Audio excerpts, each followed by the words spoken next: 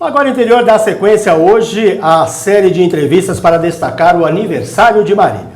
A cidade completou no último dia 4 de abril 95 anos de emancipação política e administrativa. Nós já falamos um pouco sobre a Comissão de Registros Históricos, com a participação do vereador e presidente da comissão, Hélio Ajeca, na última segunda-feira. Na terça foi a vez da professora Lourdes Machado Marcelino falar para a gente a respeito da educação e cultura do município. E ontem falamos sobre economia com a participação do professor, historiador e também fotógrafo Ivan Evangelista. Ele apresentou para a gente uma linha do tempo, pontuando cada momento de desenvolvimento que a cidade viveu e ainda vive. Hoje, o nosso tema é bem oportuno pelo período que estamos vivendo.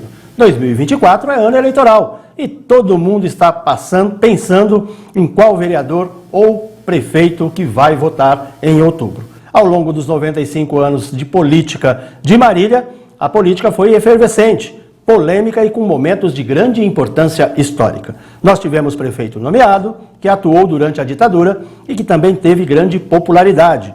Nós vamos saber quem foram estes personagens e outros que fizeram a história da cidade a partir de agora.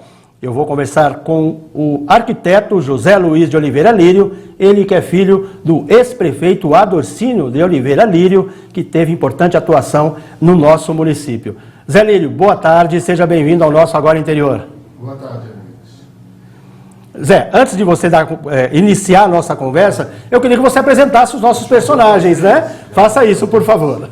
Tenho aqui ao meu lado Miguel Arruda Ferrão Júnior, filho do nosso prefeito Miguel Arruda, 2 vezes prefeito.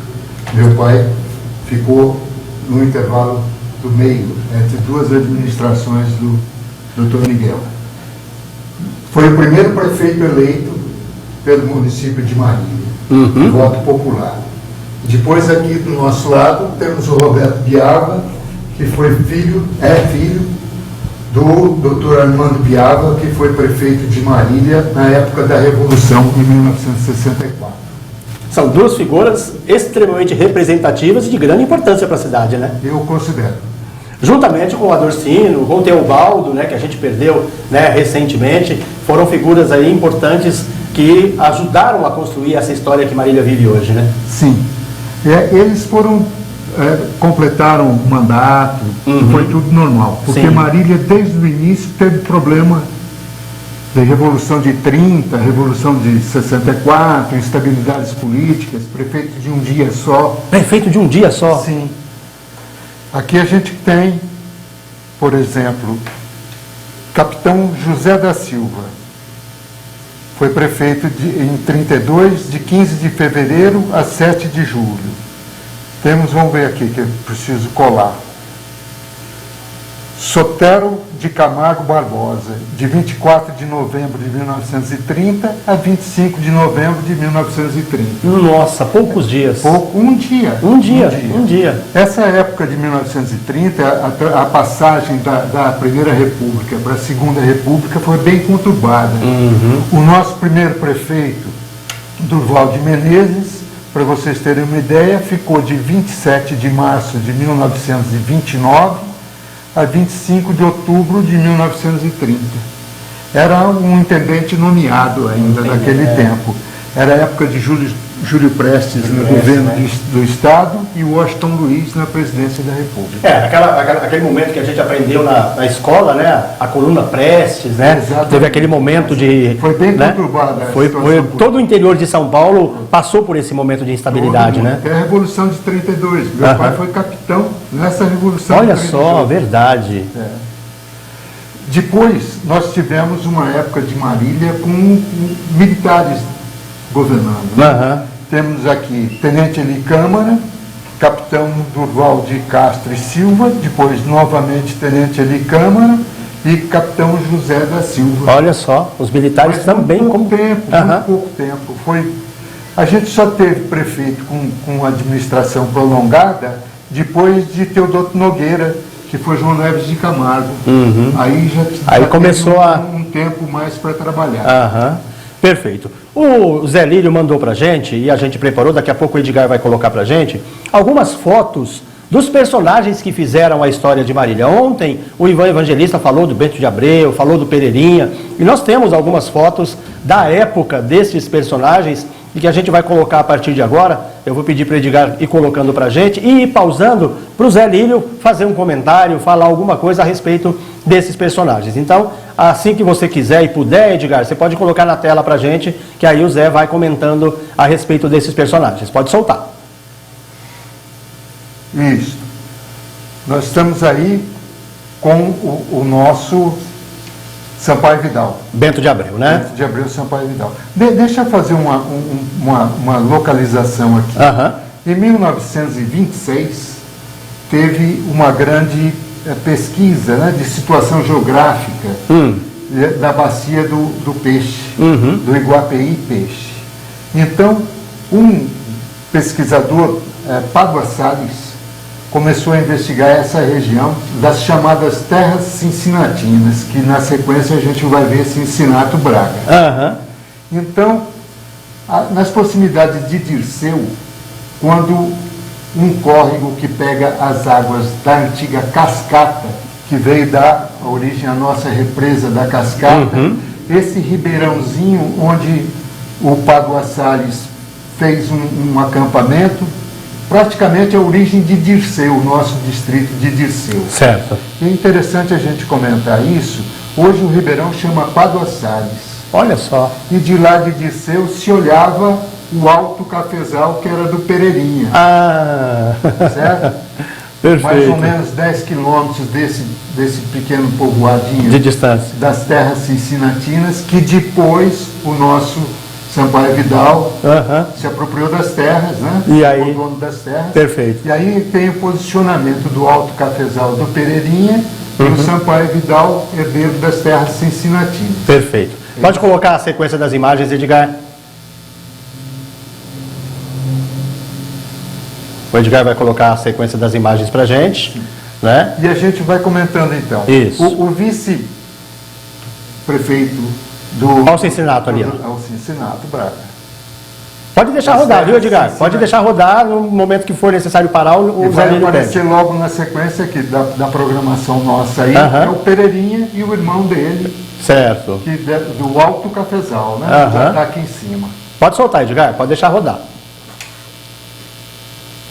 Aí, Durval, isso. O prefeito primeiro de Marília. O primeiro prefeito de Marília. Primeiro prefeito de Marília. Interessante citar que o vice-prefeito era Dr. Meyer, formado na Sorbonne. Olha Nós só. tivemos algumas pessoas de bom trato. De bom trato, né?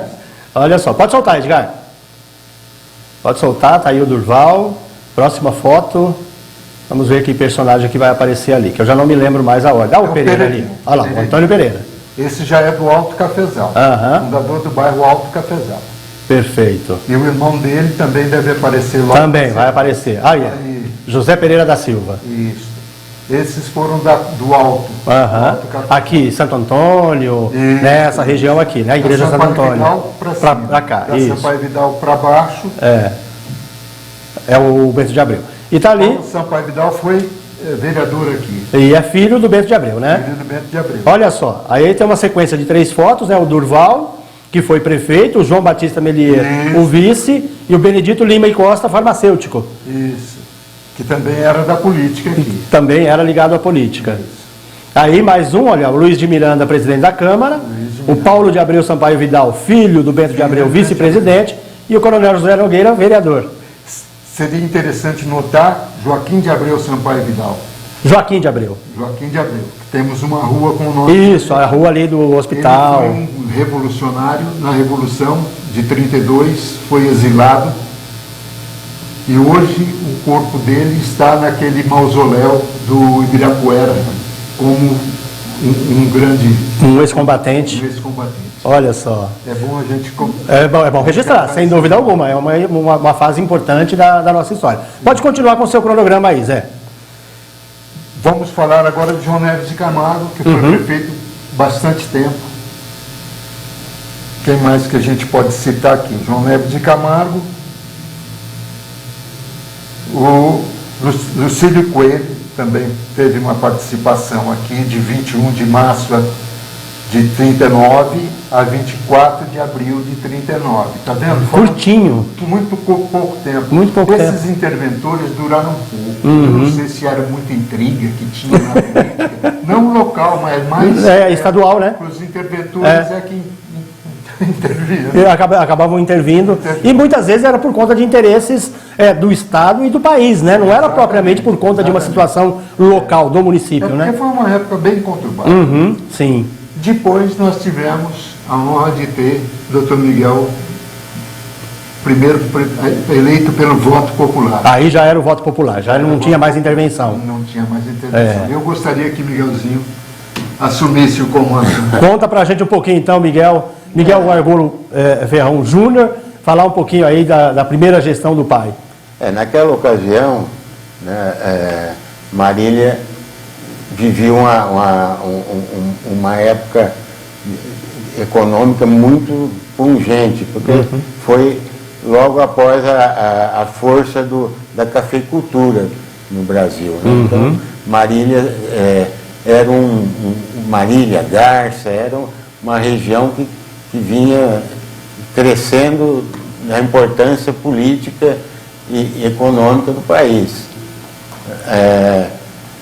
Então, com o final da Segunda Guerra Mundial, nós tivemos a democracia instalada e o primeiro prefeito eleito de Marília foi meu pai, pela UDN. UDN, União Democrática Nacional, é isso? Depois dele foi o senhor Dorcínio, que era do PTB, né? PTB. Depois voltou meu pai, da UDN. Depois veio o Tatá, o Otávio Barreto Prado, que era do PSP. Depois o doutor Armando, acho que é do PDC. Então você percebe que os partidos, apesar dos partidos irem se alterando, as pessoas davam continuidade aos planejamentos. Não existia essa guerra que hoje existe de pessoas que hoje a política, em vez dos partidos se preocuparem em mostrar as boas obras, né? As boas obras e os bons candidatos, eles se preocupam em mostrar que os antagônicos são ruins, né? Então era diferente aquela época. Então dava-se continuidade, então dava-se continuidade. Por exemplo, nessa ocasião, realmente foi feita a estrutura do progresso que nós temos hoje. Os prefeitos se preocupavam, e os vereadores também, né? Em implantar uma estrutura de uma sociedade que tivesse o futuro. Então nós tivemos, na ocasião do meu pai, a implantação do Senai. Olha só. Depois, na época, o doutor Armando teve o Senac. Nesse meio tempo, houve uma movimentação que iniciou no Adorcínio. Meu pai deu sequência de trazer a Unesp, que hoje é a antiga Faculdade de Filosofia de Marília, que era uma autarquia da USP, hoje é a Unesp. A Unesp é do Estado, né? Então eles se preocuparam em montar um núcleo que hoje Marília é um centro educacional. E é bastante... Na mesma época se juntavam, apesar de serem de partidos diferentes, se juntavam as forças, por exemplo, para trazer o Hospital das Clínicas e depois a FAMEMA. Então, na época, o governador era o Jânio Quadros, depois o Carvalho Pinto, juntavam todos, não tinha essa divisão que a gente percebe hoje. Podiam ter ideias diferentes, né? Mas o bem comum para a cidade trabalhavam unidos, né? Se juntavam. Da água, Miguel, vamos falar um pouquinho da água. Eu falei e daqui a pouco eu quero ouvir o Roberto também, por conta da atuação do Armando, né? O doutor Miguel, começou a adução da represa Cascata. Ah, foi o Miguel Argolo Ferrão que começou a cascata. Que começou a cascata. Aí meu pai, Adocino, no meio das administrações, deu sequência ao projeto dele e depois o doutor Miguel concluiu definitivamente. Olha só. Só daí que sai o desenvolvimento da cidade na água e no esgoto. Meu pai, como era engenheiro civil, e ele tinha muita amizade com o Saturnino de Brito, que era uma autoridade em saneamento básico na ocasião. Olha isso. Então ele veio, deu uma mão na implantação do projeto, na estruturação de água e esgoto da cidade. Que legal. E Marília, por exemplo, foi a primeira cidade do Brasil, na época, em colocar o flúor na água. Olha só, no tratamento da água, então, a primeira cidade do Brasil. Na época, a cidade se rasgou toda para fazer água e esgoto. Eu fico imaginando. Não tinha os equipamentos que tem hoje, era tudo na picareta. Tudo no braço, né? Imagina a força de trabalho que reuniu para fazer isso, né? Depois, com o desenvolvimento e o crescimento de Marília, né, o doutor Armando percebeu que só a cascata não iria dar conta e trouxe a primeira doutora do Rio do Peixe. Agora eu passo a palavra então para o Roberto. Você deu a deixa. Então o Roberto agora, Roberto Biava vai falar um pouquinho a respeito dessa situação. Então foi o seu pai, o Armando Biava, que deu sequência então ao desenvolvimento do abastecimento de água e saneamento. E o plano diretor. E o plano diretor também. O plano diretor foi diretor da cidade e também essa parte de trazer a água do Rio do Peixe. Sim. Fazendo adutoras, transposições, tratamento, tudo que deu outra dimensão, né? Você prepara... Possibilitou o desenvolvimento. O desenvolvimento. E é interessante ouvir vocês três aqui, porque ontem, quando o Ivan Evangelista esteve aqui, ele traçou o panorama de desenvolvimento econômico e ele falou da questão da visão que tanto Bento de Abreu tinha, principalmente Bento de Abreu e o Pereirinha tinham, de estruturar a cidade para o futuro, de preparar a cidade para receber grandes empreendimentos, para receber pessoas que iam investir na cidade. E o que vocês estão passando para a gente aqui o embasamento daquilo que o Ivan falou ontem. Né? Então, assim, o Miguel Argolo Ferrão começou a estruturar a cidade com abastecimento de água e saneamento com a cascata. O Armando Biava falou, não, só isso não é suficiente, vamos pegar a água do Rio do Peixe. E aí ele foi dando encaminhamento. Isso, e meu pai também era engenheiro, então ele priorizou realmente na parte de esgoto, água e mais a trazer também fazer essa adutora, né? Que foi. Agora, é bem interessante isso, Zé Lírio, né, Miguel e Roberto. O Miguel já falou sobre isso, né? Mas naquela época não havia a disputa política, né? Havia a divergência de ideias, mas o bem comum pela cidade era único, né? Havia disputa política, porém com responsabilidade e ética. Sim. Então, a pessoa era responsável de não largar o projeto que foi iniciado pelo antecessor, só porque ele era de outro partido, era dado continuidade. Entendeu? Por exemplo, o senhor Adocino era do PTB, que teoricamente seria da esquerda, né? Sim, Partido Trabalhista, da UDN, que teoricamente União Democrática. Mas o Adocino iniciou os contatos para trazer a Faculdade de Filosofia. Meu pai deu continuidade e implantou a faculdade. Olha só que beleza, né? Então nós nascemos amigos. A gente falava, inclusive antes, os meninos aqui chegaram por volta de meio-dia aqui na TV+, para vocês verem o tempo que eu estou segurando eles aqui para a gente poder ter essa conversa. E aí uma informação de bastidores, uma curiosidade, né, para quem não acompanha a história da Comissão de Registros Históricos, eles são amigos desde a infância. Não só os pais tiveram essa participação atuante na política marilhense, mas o Zé, inclusive, contou que o Miguel dormiu na sua cama lá em Brasília. Como é que é a história? Quando eu fui estudar fora, o Miguel assumiu mesmo. Porque meu pai morava em Santos na ocasião, eu morei na casa da dona Isabela, mãe do Zé. E aí você dormiu na cama dele? Dormi na minha cama, no meu quarto. A diferença de idade entre vocês é muito pequena. Muito pequena. Só que o Miguel nasceu na primeira metade do século passado e eu e o Roberto nascemos na segunda. Na segunda metade. Bem mais velho, né? Nasci em dezembro de 50, o Zé nasceu em janeiro de 51. Aí, ó, tá vendo? E eu maio. E o Roberto e Mário. Mas, Agora, gente, pra gente... O importante também, nessa ocasião, que a gente já comentou sobre a política e tal, é que a Marília tinha uma representatividade muito grande. Isso, é isso que eu ia perguntar. Nós tínhamos 2 deputados federais, o doutor Anis Bárbara e o doutor Diogo Nomura, e um estadual, que era o doutor Fernando Mauro. E todos eles com representação forte na política nacional. Olha só. O doutor Bárbara chegou a ser o chefe, o diretor do governo do estado de São Paulo em Brasília. Nossa, olha só. O Fernando Mauro era líder de assembleia. O doutor Diogo também fez parte de várias comissões técnicas na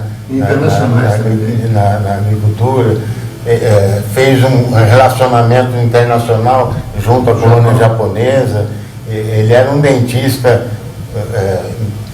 famoso, o doutor Diogo, no início de Marília. Então, e ele não era marinense. é Marília. Ele não era nascido em Marília. Ele veio. Ele casou-se aqui em Marília. Casou-se aqui. Porque o Ivan falou uma situação que, assim, o Bento de Abreu, ele passou a convidar pessoas de formação, pessoas que poderiam agregar ao município para vir morar aqui, né? Para vir investir aqui. Então, vocês falando aí do Diogo Nomura, falando desse pessoal, eles não eram nascidos aqui. Foi gente que apostou no município, que apostou no desenvolvimento e acabou representando o município em... Miguel Baiano. Baiano? Meu pai é fluminense. Olha só. Mineiro, olha só. Minas, Bahia, Rio. Que legal. Mas, na verdade, não foi por convite do Bento de Abreu. O que aconteceu é que, na ocasião, a pujança da cidade... Chamou a atenção. Porque... Matar um pouco de sertão que estava crescendo. Porque Marília foi uma região agrícola muito forte. Sim. Porque na ocasião não era tão mecanizada, então hoje a agricultura foi para os lugares mais planos, mesmo que a terra seja menos fértil. Mas na ocasião nós tínhamos aqui plantação de algodão, de milho, porque nós tivemos várias indústrias de óleo, de algodão, de milho e de amendoim. E tivemos também uma ocasião que tivemos aqui duas fiações de seda. Fiação de seda. A Macu, né? Macu é uma, né? Não, a Macu era fiação de tecidos. De tecidos. De linho. De linho. De algodão. Mas nós tivemos o Vernasque, na Cobre veio depois, na época do Pedro Sol. Nós tivemos o Vernasque, que tinha uma fiação de seda, e teve uma fiação, ali na Nelson Spilmo, por ali, e teve uma ali na Vicente Ferreira, onde hoje é um terreno que foi derrubado lá. Do Poço d'Água. Agora, é possível a gente identificar em que momento que a política perdeu essa essência de bem comum da cidade e começou a virar disputa individual? É possível identificar na história quando é que isso começou a acontecer? Década de 70, 80, é possível a gente fazer essa leitura? Na minha opinião, isso daí se iniciou no processo da Revolução Militar. Porque os partidos antes tinham uma filosofia, uma postura econômica, ética, política, e eles tinham uma estrutura mais ou menos sólida. Você não via que nem hoje, que nós temos o mês da janela de partidária, por nem pular de um partido para o outro. Para ficar trocando de partido. Não tinha isso, né? Existia uma fidelidade muito grande, né? Com a Revolução de 64, para se provar que tinha ditadura, falou, não, nós vamos deixar ter 2 partidos. Quem está contra e quem está a favor. Então juntou gente de todo tipo nos dois partidos. Então, daí começou, é uma opinião, começou a dar abertura para pessoas oportunistas. Aí os militares também, para incentivar isso, que antes não existia a remuneração de vereador. Era então, voluntariado, né? Era voluntariado. Então, se você pega as pessoas, tinha uma representatividade profissional, comunitária, Era diferente. Era diferente, né? A pessoa tinha um senso de responsabilidade cívica e até profissional. Zé, você acredita que, você concorda com ele, que você acha que esse foi o momento que as coisas começaram a mudar? Pode-se dizer que sim. Roberto? Eu também acho. O pai do Roberto passou essa época. O Armando ele veio ele pegou um pedacinho da Revolução. Ele já pegou a Revolução. Foi uma época delicada, realmente. Foi uma época bem sensível, né? Foi uma época... Legal. Já. Eu estou conversando aqui com o Zé Lírio, né? José Luiz de Oliveira Lírio, também com Miguel Argolo Ferrão Júnior, né? Júnior ou filho? Júnior. E o Roberto Biava, que é filho do ex-prefeito Armando Biava. E a gente está tratando aqui das questões políticas da Marília do passado, em razão das comemorações dos 95 anos que a cidade festejou aí no dia 4 de abril. Eu quero fazer uma parte aqui para o nosso bate-papo para mencionar as pessoas que estão nos assistindo através do canal no YouTube, que é o meio que a gente tem de interação com o nosso programa. Está acompanhando lá o presidente da Comissão de Registros Históricos, o Hélio Ajeca, né? Ele escreveu aqui, olha, que equipe fantástica, José Lírio, Miguel Argolo Ferrão e Roberto Biava. Parabéns pela aula de política e de história. Foi o que o Hélio Ajeca escreveu. A Cris Meninos, ela escreveu entre aspas. Que gostoso ouvi-los falar da cidade de nosso tempo. Estou com netos ouvindo ao celular enquanto dirijo e estão amando saber da cidade onde nasceram. Realmente é um banho de história, é um banho de informações. E aí o Fernando continua participando aqui. O Fernando, do site Conexão, ele inclusive escreveu que o Diogo Nomura, antes de ser deputado, ele foi vereador, né? Foi vereador e ele escreveu... Meu pai na Câmara. Foi líder? E ele escreveu aqui, primeiro vereador Niquei de Marília. E dentista, ele era um dentista. E era dentista. Legal. Ele se casou em Marília, né, com a esposa dele, era da família que tinha a padaria Tartaruga. A Tartaruga! Rapaz, olha só, você fez eu ir longe agora, hein, Miguel? A Tartaruga, eu me lembro, eu era moleque. Eu lembro da padaria Tartaruga. Muito boa. Muito boa, dica-se de passagem. Muito bom. Zé, quer contribuir com mais alguma coisa? Quer fazer mais algum comentário? O nosso programa está chegando ao fim, tá? Eu quero já de antemão agradecer a disponibilidade de vocês três de virem aqui a brilhantar o nosso programa, trazer essas informações tão interessantes a respeito de Marília. Eu gostaria de citar a importância do Doreto Campanari. Doreto, doutor Oswaldo Doreto Campanari. Também. Foi um grande marinhense. E é interessante porque, assim, eu tenho uma história particular com o Dr. Doreto, porque eu conheci Brasília e participei de uma convenção política de nível nacional, quando ele me convidou para a convenção do MDB, lá em Brasília, no final de semana. Eu trabalhava no então jornal Diário, a antiga CMN, que hoje está fechada, e o Dr. Doreto nos convidou para fazer a cobertura pelo Jornal Diário, lá em Brasília. Foi a primeira vez que eu conheci Brasília, né? Fiz amizade com o Doretinho, com os filhos dele, com todo mundo, uma figura, e aí eu comecei a aprender um pouquinho sobre política. Foi através do Dr. Oswaldo Doreto Campanari. O Doreto, MDB, e o Teobaldo Arena. Os dois amigos, cada um... E adversários políticos. Não, amigos políticos. Amigos políticos, de partidos diferentes. De partidos diferentes, mas amigos políticos. E o Doreto era oriundo da UDN. A primeira eleição dele, acho que foi antes da Revolução, que o doutor Armando foi pelo PDC, não?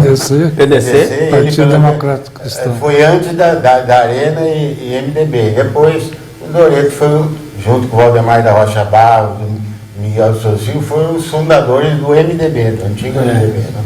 Qual mensagem vocês deixariam para os pré-candidatos ou para os candidatos a prefeito que estarão disputando a prefeitura agora em outubro? O que vocês falariam para eles se vocês tivessem a oportunidade? Zé, começa com você. Se pensassem na cidade e não nessas futriquinhas políticas, a gente tem que pensar em continuar as coisas. Onde tem um começo de desenvolvimento, a gente tem que alimentar aquilo, não parar. Eu mais um pouquinho. A gente começou a fazer, na administração do Teobaldo, ginásio de esporte. Parou. Sim. Tá? Demos sequência à adutora do Dr. Biava. Chamamos o Biava para trabalhar junto. Olha só. Na administração do Teobaldo, o Biava foi secretário de obras. Foi secretário de obras. Para alimentar o plano diretor e a conquista da água. Então, se todos fizessem desse tipo, a gente conseguiria bem melhor coisas. Miguel, uma observação? Eu acho que a vaidade é intrínseca ao ser humano, mas acho que o político, normalmente, ele é um pouco mais vaidoso do que os outros. Mas ele tem que administrar a vaidade e os interesses pessoais e pensar em fazer um planejamento de administração da cidade e pensar no bem comum, né? E procurar somar esforços em vez de dividir. Sim. Passou a eleição, todo mundo é marilhense, então vamos procurar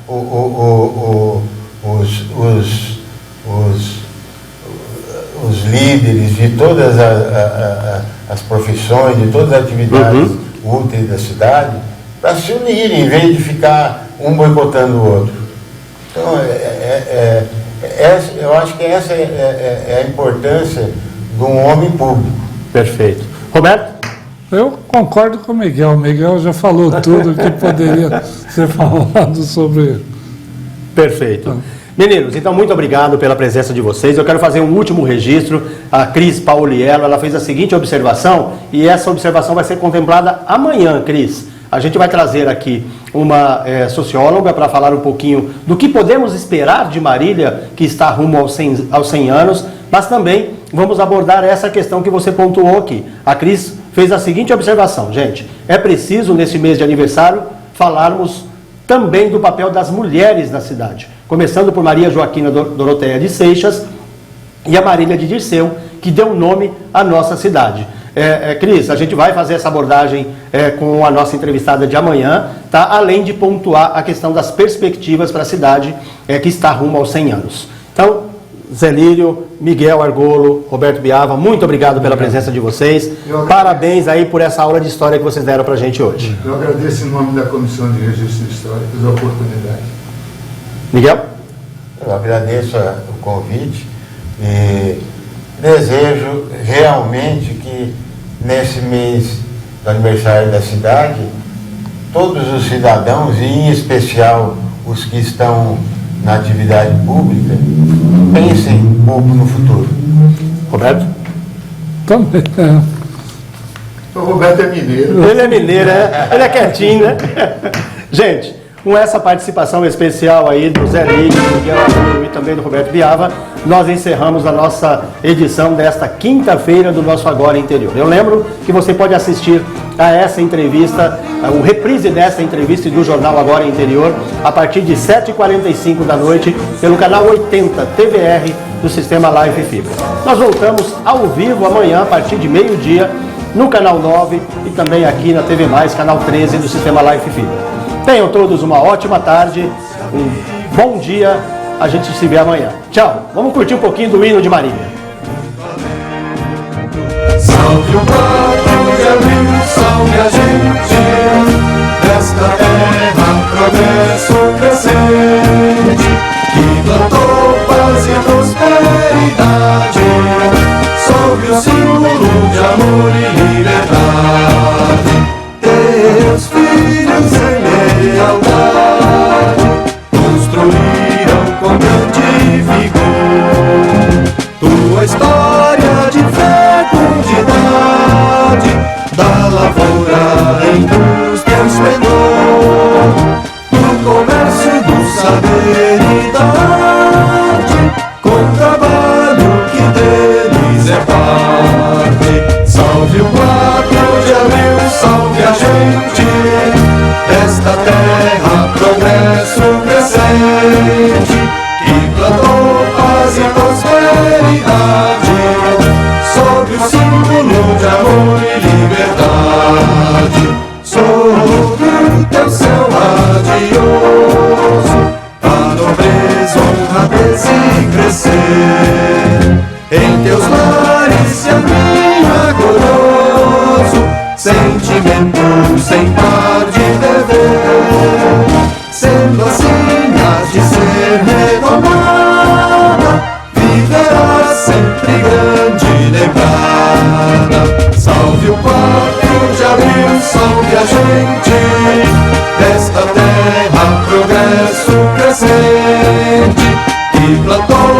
paz e prosperidade, sob o símbolo de amor e liberdade.